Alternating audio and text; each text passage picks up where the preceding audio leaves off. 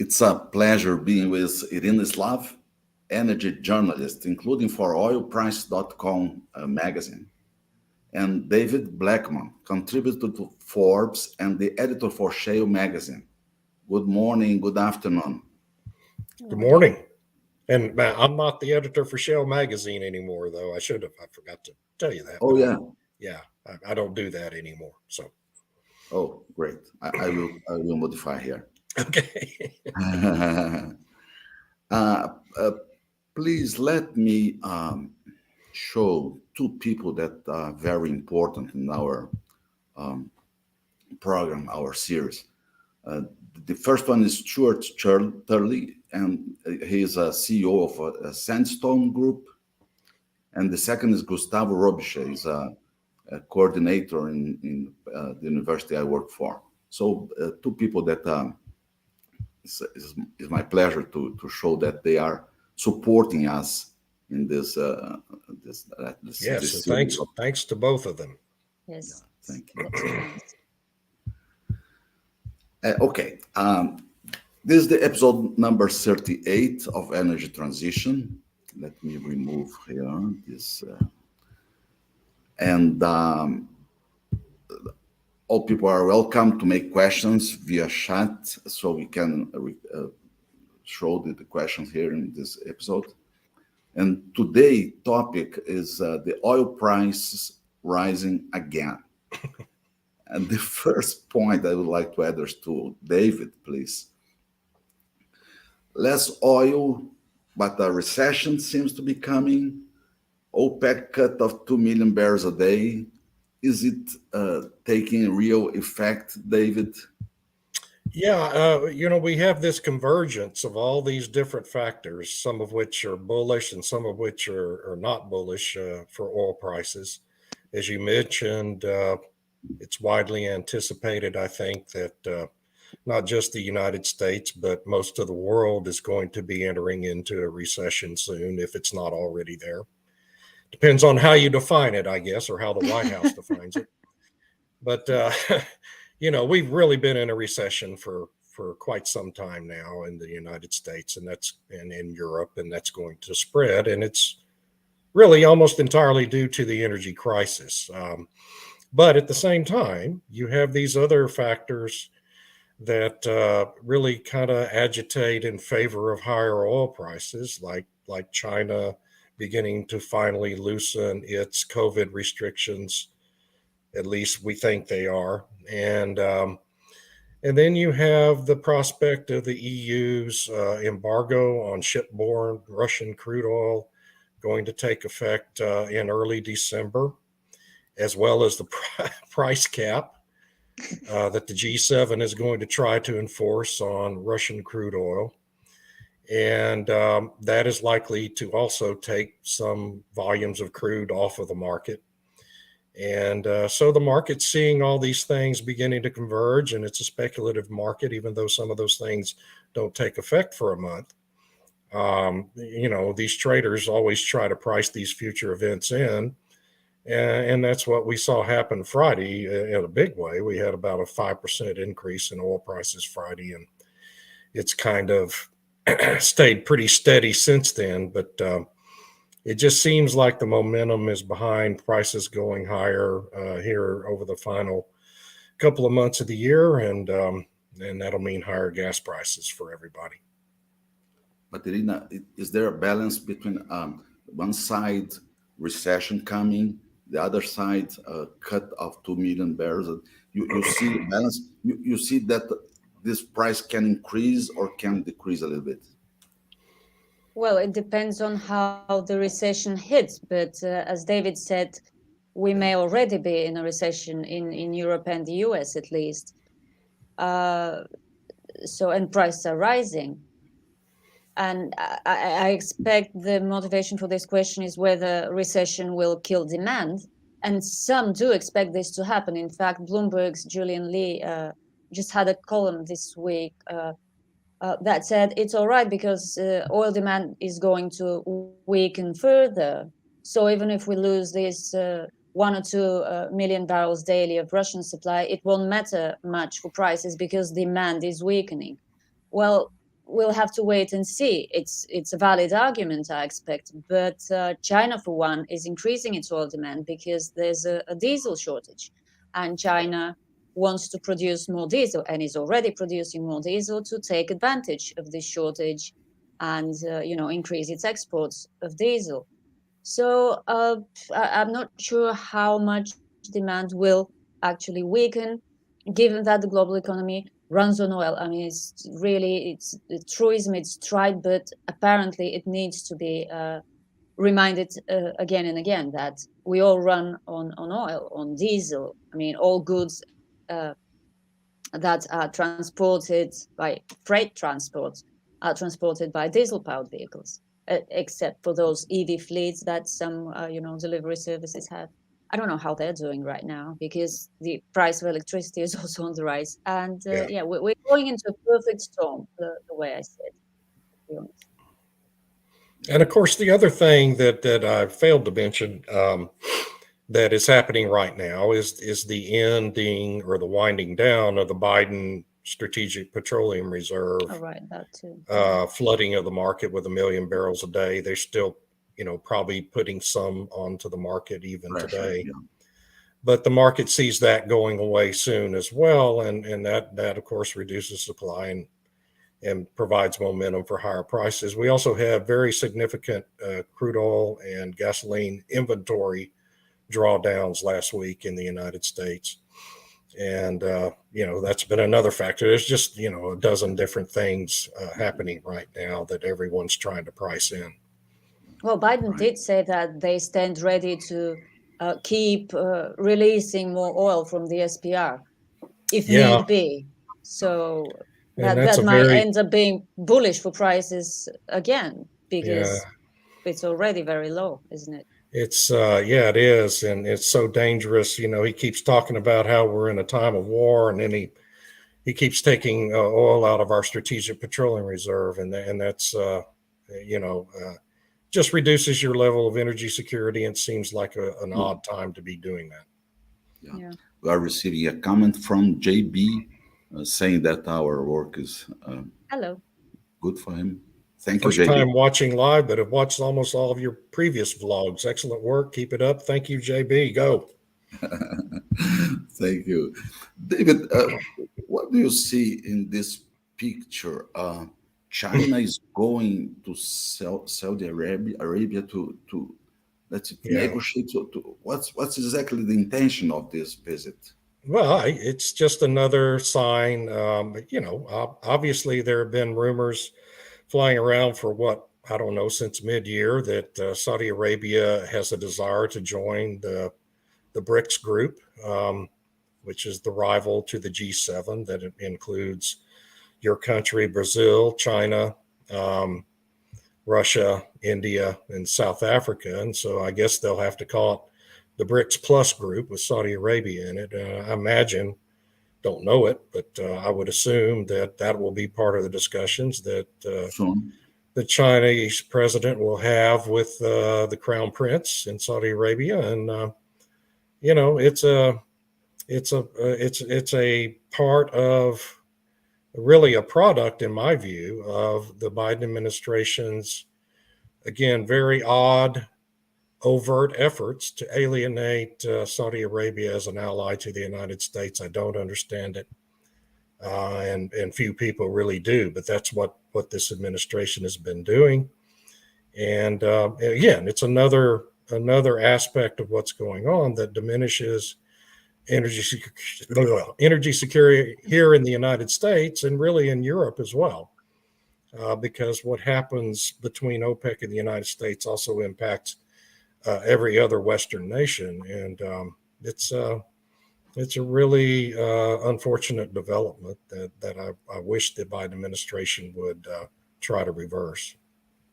There's something else as well, if I might add. Saudi Arabia has big plans for its mining sector, which it announced at the beginning of this year with a Future Minerals Summit or something like this was called. And China is a big player in this, and the Saudis are ready to work with the Chinese in that, in that department as well. So China, by getting closer to Saudi Arabia.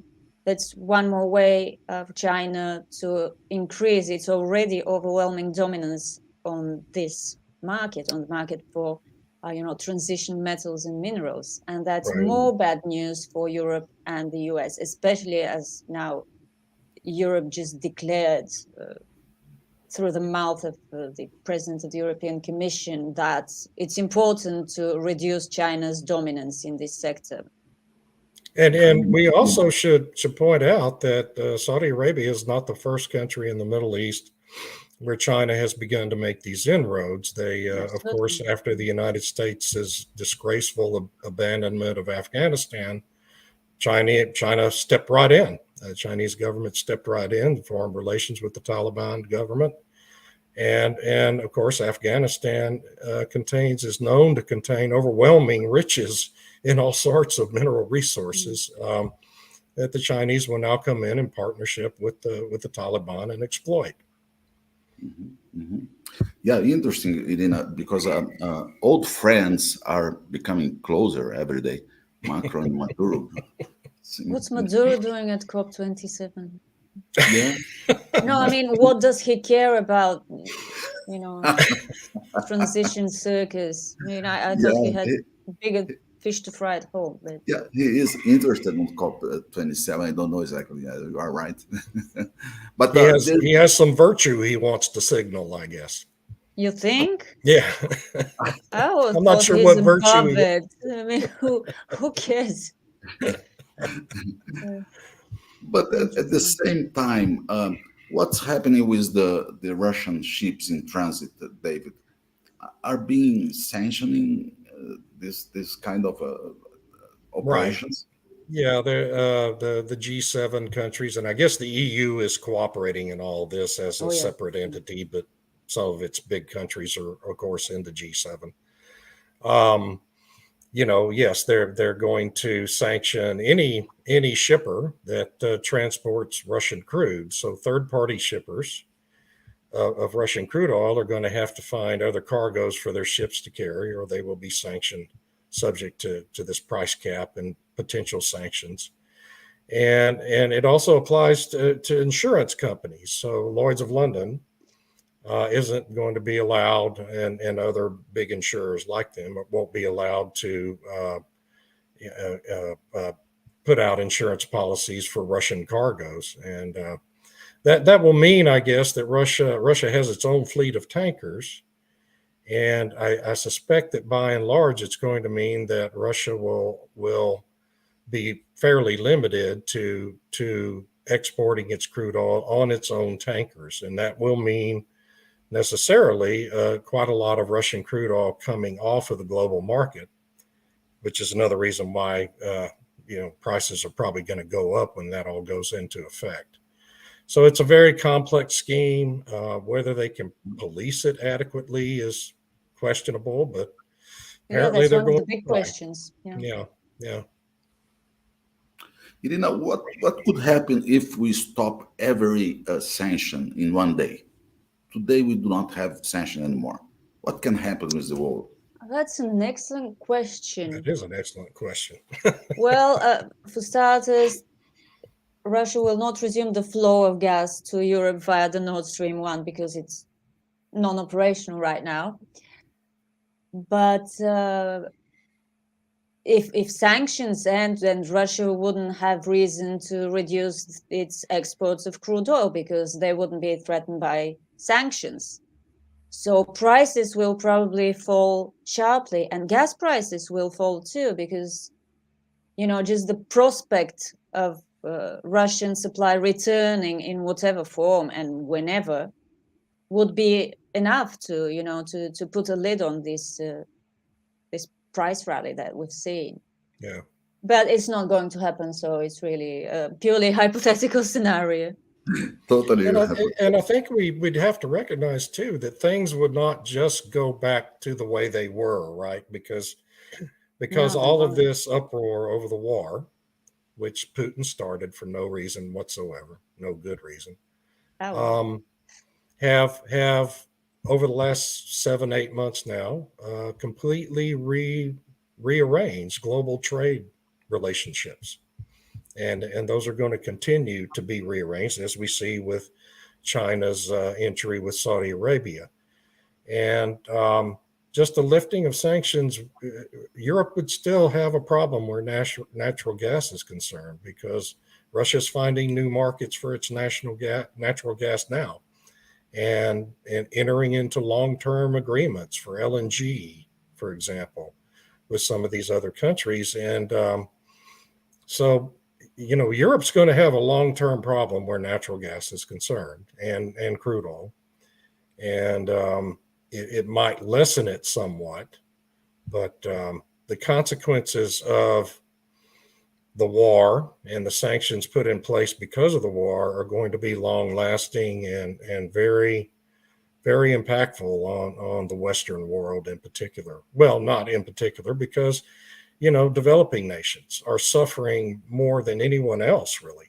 No doubt. Because of all this natural gas that's been repurposed to Europe, all the LNG, and it means their economies are struggling now, and power grids don't have enough gas to run their power grids, and that's going to be long lasting as well. So it's the consequences of the last 8 months are just enormous. Yeah. We have a question from JB. Can you think of just one intervention, anything, absolutely anything that our politicians have done which has made things better for our energy supply? Irina, you want to take that one? Wind and solar, JB. The massive build out of wind and solar energy in Europe has taken great care of our energy security when the sun shines, during the summer, and when the wind blows, especially in the North Sea, as long as it blows. I mean, if that's not security, I don't know what is. As long as, Sorry, seriously, I can't think of anything. I mean, the UK lifted its fracking ban for 3 days or a week, something like that, before it changed its prime minister again, and he returned the moratorium. I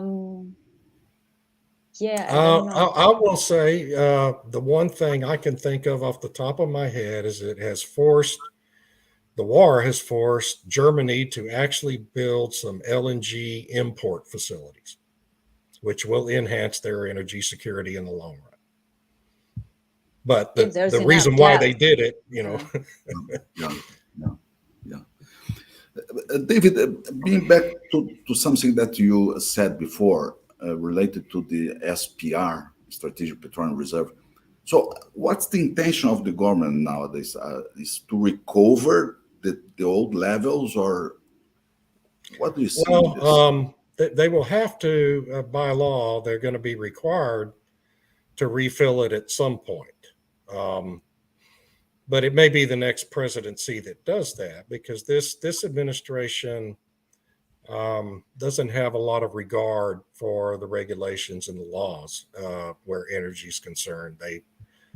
They violate them all over the place with impunity and just have their lawyers fight it out in court. And it's a sad state of affairs that they can do that, because the news media isn't going to question them on it and exact any political price for doing it. That's just the state of politics in the United States right now.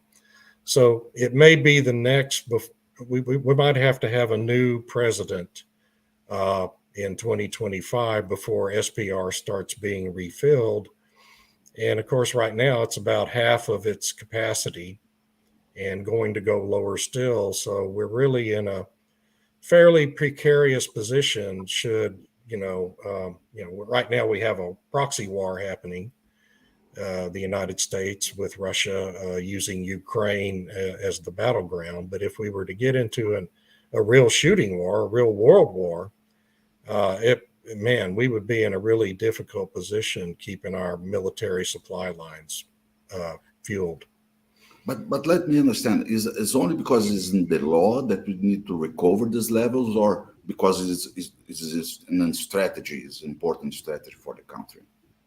Well, it would be an important strategy for the country if you had an administration that had a high regard for that concept. We don't have that right now, and I think that's unarguable. And you know, but there is requirements in the laws governing the SPR that you have to begin refilling it within a certain number of months after you end whatever program you're in.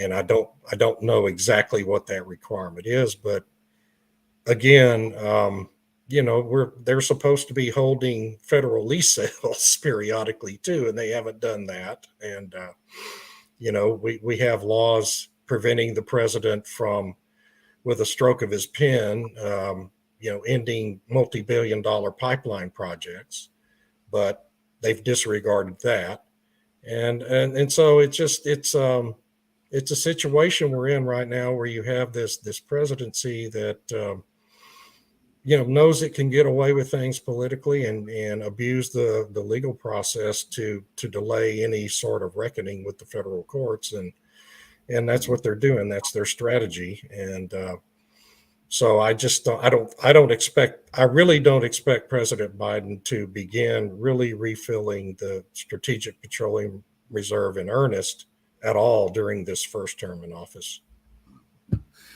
Irina, please tell me, is there a climate club? Is it reasonable? Have You a mean club? climate club or climate cult? Sorry, it was begging for it. Yeah, because Uh, what they do I in these meetings exactly?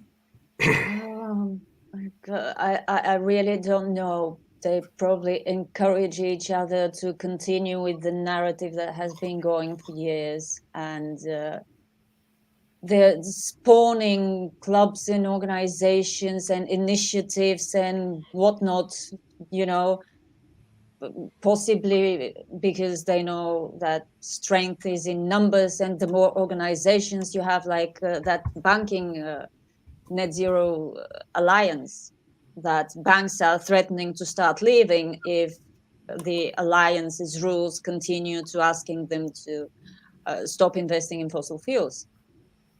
I really don't know what the idea is, except really building this religion. I really can't call it in any other way. This cult around climate change and the dogma that the only way to, fix the climate, which is unfixable, and scientists have been saying it for years, that it's too late. I mean, you can't stop climate change. You can't stop a process that has been happening for hundreds of years in a matter of half a century. Anyway, but this, what Mr. Birol is saying, and what Guterres just said at the COP27, that we're on a highway to climate hell and we need to build more renewables.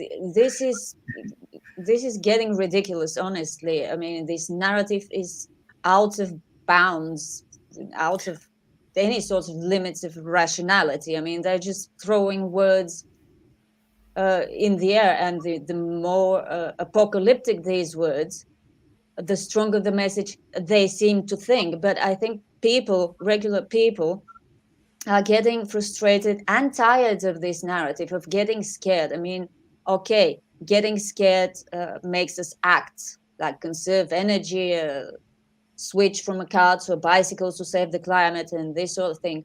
But that's up to a point. It works up to a point. When you go over the limit, people will just stop listening, because there's only so much scare we can take.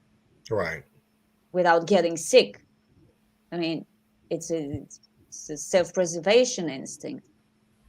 Yeah. And that's why I think they're stepping up the narrative. That's why they're talking about catastrophe and collapse and highway to hell. I mean, this is brilliant, seriously. It's pathetic, Yeah. The highway to hell thing, it just the whole thing. You're right. I mean, how many times have we heard UN Secretary General Guterres give that exact same speech, but each iteration has more inflammatory, the higher Absolutely. inflammatory Yes. level of language in it, right? He's talking But it's about the same suicide speech pact every now. time. Did you read Yeah. this? Same speech. Right. Yeah. And Cooperate or perish.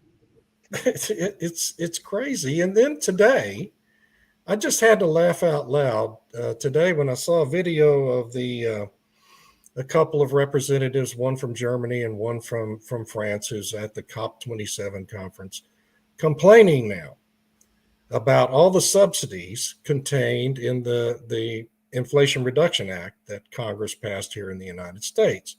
They're complaining that the United States now is subsidizing too much for green energy and trying to nationalize our supply lines for things like lithium and all these critical energy minerals.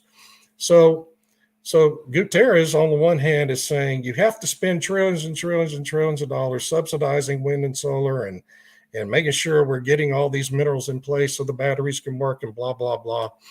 And then when the United States actually does it and passes this $1.9 trillion atrocity of a bill, now all of a sudden Europe and France are complaining that, well, you know, they're doing it too much too fast. Well, they're subsidizing their wind and solar industries as well. Right. I mean, Germany's been doing the same thing for 20 years.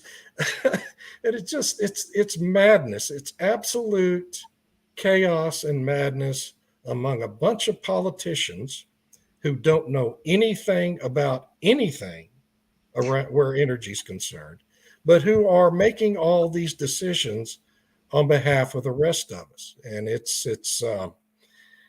just nothing good can come from this. It's all going to end in an enormous economic and energy catastrophe.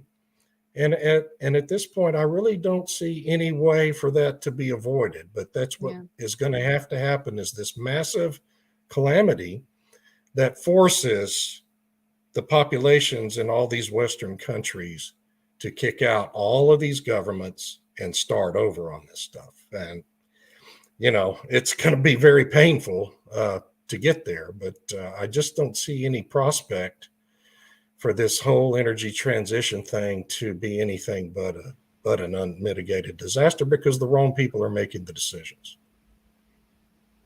Interesting. Houston, we have a problem in Brazil. Please help us. Former Petrobras executive asks Brazil court to block dividend payments. Well, imagine the reasoning from the investors seeing this message in the newspaper. Why is that? I mean, I read the news report. What's his motive? Because the number is so big. Yeah, the number is so big in terms of revenues and dividends that Petrobras is planning to pay that the former executive that is part of the party that won the elections in Brazil is more to the socialist side. More he's part of the government. Yeah. Oh no, he's in the party. For sure, he will. Well, the new government will be getting this money, wouldn't it? Yeah, sure. But imagine the investors seeing this. But isn't that really probably the motive behind that, is to discourage investors from investing in Petrobras? This guy's a socialist. You have a new socialist government coming in. Their goal is going to be to diminish Petrobras, just as the Biden goal has been to diminish the oil industry here in the United States. And so, no, I mean, to me, it's a state-owned company. I mean, it's a cash cow. Right. Well, but these people, there's this mindset on the left that you can just. But our presidents are friends nowadays. Well, exactly. Very close. Yeah. So it doesn't have to make sense, I guess. No. Well, that's the only conclusion I can come to. I mean. Yeah. JB has another question, please, David. UN are quite open that tackling climate change is about wealth transfer, yes. But why do you think Western governments hide this from their electorate and are willing to ruin their economies in the process? You know, that's a great question. I mean, obviously, the reason Western governments hide it from the electorate is so that they can get reelected. Because if the majority of voters actually understood what the climate change and all the wealth transfer schemes were really all about, here in the United States and in the rest of the Western world. All these governments would be immediately kicked out of office. But there, yeah, I agree with JB. The willingness to ruin our economies in pursuit of this is a bit of a mystery, unless you're willing to buy into the Great Reset quote conspiracy theories managed by the World Economic Forum. When you really try to think through all that, there doesn't seem to be any real logical reason why they would want to destroy their economies, unless it was to make everyone easier to control because you're poor, everyone's poor and has no power. And so it just, I don't want to overtly admit I'm a subscriber to that, but when you really try to reason through it logically, that's almost the only conclusion you can come to. It is. The only other thing I could imagine is these politicians have simply bought their own propaganda and they believe it. Yeah. Which is in a way scarier than the version that they will be part of this wealth transfer. But I wanted to make note now, keeping people compliant, I think would be harder if these people are all poor, because poor people have little to lose. And this is why Western political systems have tried to nurture a middle class, because the middle class is not poor, but it's not too rich to matter in the great scheme of things. But they're spenders. If you make everybody poorer, you make everybody have less to lose, and that's combustible. As we've seen, that's how revolutions happen, when a lot of the people are poor. Yeah. And history is full of lessons. Yes, it is. So they're really not very smart, I think. Yes, Greta said it, to collapse capitalism. Yes. Yeah. I wish we. Yeah. Go ahead. If they collapse capitalism, it will be a new form of capitalism that comes to replace. It won't be totalitarianism of the sort we had in Eastern Europe and Soviet Union. Because, and again, this world of everybody equal is impossible. It always turns into some form of, economic hierarchy. So they will be replacing one system with a worse version of the same system. Right. But they're trying to change the system from the top in a way. My favorite part about what Greta was doing was she was advocating for the destruction of capitalism while she was trying to sell a book for $32.89 a copy. I saw that. It was great.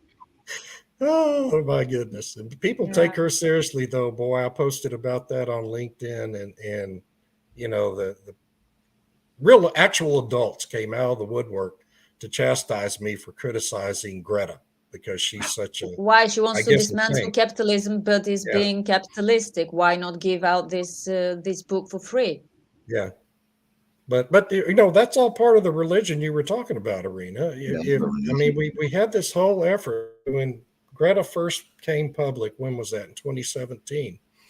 There was this whole effort to literally deify her by the left, the political left, and the news media, and to cancel anyone who said a word of criticism about this person who was attempting to wield enormous influence over global political decisions. But if you criticized her in any way, shape, or form, you could be canceled from Twitter and Facebook and lose your job. Thousands of people lost their jobs because of that. That is a religious cult in action.